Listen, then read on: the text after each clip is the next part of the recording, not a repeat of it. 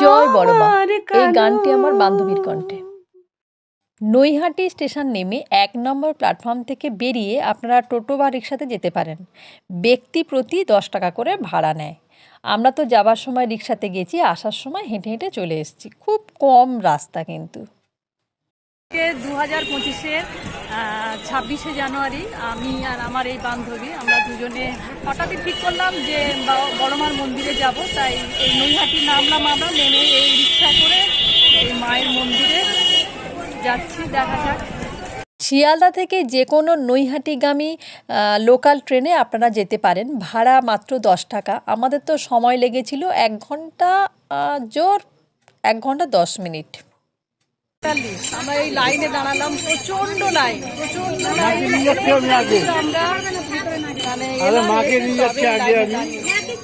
দেখা যাক এই দিন মাকে দর্শন করার জন্য আমাদের প্রায় লাইনে দাঁড়িয়ে থাকতে হয়েছিল ৩.৫ ঘন্টার মতো। এর মধ্যে আমরা লাইন দিয়ে যাবার পথে স্বপ্নবীথি পার্ক নামে একটি পার্ক আমরা দেখতে পাই, যেখানকার প্রবেশ মূল্য ২০ টাকা।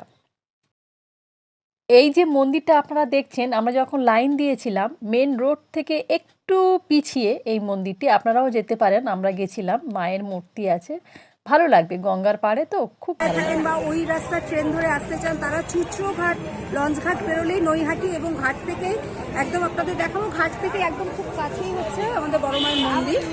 তবে প্রত্যেককেই বলছি যারাই পুজো দিতে আসতে চান খুব সকাল সকাল আসবেন, না হলে একটু দেরি করে আসবেন। মাঝামাঝি আসলে প্রচুর ভিড় হয়, প্রচুর লাইন। আমরাও আজকে প্রায় ২.৫ ঘন্টা ধরে এখনো লাইনে দাঁড়ানো, এখনো বোধ হয় আরো ২ ঘন্টা লাইনে দাঁড়িয়ে তারপরে হয়তো মায়ের মন্দিরে আলটিমেট পুজো দিতে পারবো। তবে যত দেরি হোক আমরা পুজো দিয়েই যাব, আমরা হাল ছাড়বো। তাই সবাইকে বলছি যেভাবেই আসুন একটু হাতে সময় নিয়ে আসবেন। আর লঞ্চ ঘাটের একদম কাছে, আর এদিক দিয়ে শিয়ালদাগামী হলে তো নৈহাটি থেকে হাঁটা পথ, বা অটোতে ১০ টাকা, বা টোটোতে ১০ টাকা, রিক্সা হলে ২০ টাকা, এভাবে আপনারা একটু মায়ের মন্দিরে পৌঁছে যাবেন। পুজো দেয়া হয়ে গেলে আপনারা ফেরিঘাটে গিয়ে একটু বসতে পারেন, ওখানে গঙ্গার পাড়ে, ভালোই লাগবে।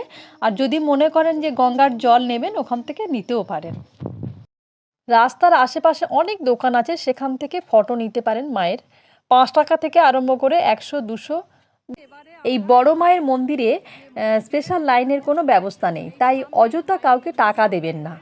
আর যারা গাড়ি পুজো দেবেন তারা সরাসরি পূজা কমিটির সঙ্গে কথা বলবেন। আবার অনেকে মায়ের মন্দিরে বিয়ের কথা চিন্তা ভাবনা করেন, তারা কিন্তু ৭২ ঘন্টা আগে থেকে পূজা কমিটিদের সঙ্গে কথা বলবেন।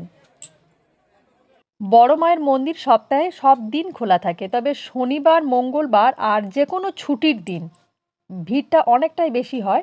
আর মঙ্গলবার, শনিবার মায়ের ভোগ বিতরণ করা হয়। শোনা যায় বড় মা না ডাকলে তাঁর দর্শন পাওয়া যায় না।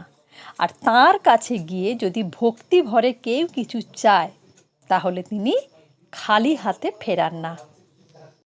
এই মন্দিরের একটি ইতিহাস রয়েছে, সেটা আমি আপনাদেরকে বলছি। নৈহাটির বাসিন্দা ভবেশ চক্রবর্তী ভাঙা রাসের সময় নৈহাটি থেকে নবদ্বীপ যান কালী পুজো দেখতে। সেখান থেকে ফেরার পর তিনি মায়ের স্বপ্ন পান। তারপর তিনি ২২ ফুটের এই মূর্তি তৈরি করেন। এই মূর্তি ১০০ বছরেরও পুরনো। মায়ের পরনে ১২ কেজি সোনা ও ২০০ কেজি রূপো রয়েছে। বড় মায়ের মন্দিরে ভিডিও ও ফটো তোলা নিষেধ, তাও অনুরোধের মাধ্যমে অল্প সময়ের জন্য কিছু কিছু ভিডিও বা ফটো তোলা যাচ্ছে। ধর্ম হোক যার যার, বড় মা সবার। কমেন্টে অবশ্যই আপনারা সবাই জয় বড় মা লিখবেন। মায়ের পুজো দেবার জন্য এখানে ১০ টাকা থেকে আরম্ভ করে আপনি যত বেশি চাইবেন পূজার সামগ্রী নিতে পারেন। এখানে ৫১ টাকা থেকে আরম্ভ করে ১০১ টাকার ডালাও পাওয়া যাচ্ছে। আর আপনি যদি মনে করেন যে নিজের ইচ্ছা মতো ফল মিষ্টি কিনে পুজো দেবেন, সেটাও দিতে পারেন। তবে পূজার ফুলগুলো নেওয়ার সময় আপনারা একটু দেখে নেবেন যাতে ফুলগুলো টাটকা থাকে। অনেক জায়গায় পূজার ফুল বিক্রি হচ্ছে, মায়ের মালা টালা, কিন্তু ফুলগুলো ভালো নয়, শুকনো। এখানে একটা জিনিস খুব ভালো লাগলো, আমরা যতক্ষণ মায়ের মন্দিরে ছিলাম দেখলাম কারোর কোনো অসুবিধা হচ্ছে না, সবাই বেশ ধাপে ধাপে মায়ের সামনে আসছেন এবং সুন্দরভাবে পূজা দিয়ে চলে যাচ্ছেন। আর পূজারীরা এখানে প্রত্যেকের হাত থেকে প্রসাদ নিচ্ছেন এবং তাদের নাম গোত্র জিজ্ঞাসা করে পূজা দিয়ে দিচ্ছেন।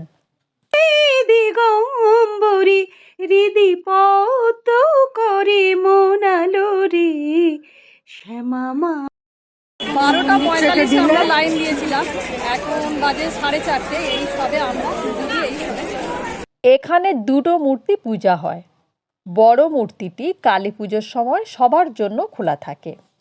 আমরা মায়ের পুজো দিয়ে এই বড়মার মন্দিরের অপোজিটে একটা হোটেলে ঢুকে এই কচুরি নিয়েছি 10 টাকা পিস, আমি আর আমার বান্ধবী খেতে বসেছি। মায়ের পূজা দেবার পর আপনারা বাইরে নিরামিষ খাবার পেয়ে যাবেন। প্রচুর দোকান আছে যেগুলো নিরামিষ খাবার তৈরি হচ্ছে, আপনারা সেখানে খেতে পারেন। আমরা এই নৈহাটি স্টেশন থেকে এবারে ট্রেন ধরবো শিয়ালদা যাবার জন্য। এই সিঁড়ি থেকে নামছি, নেমে এই ট্রেনে উঠছি। এই ট্রেনে উঠলাম আমরা, শিয়ালদায় নেমে গেলাম। ধন্যবাদ।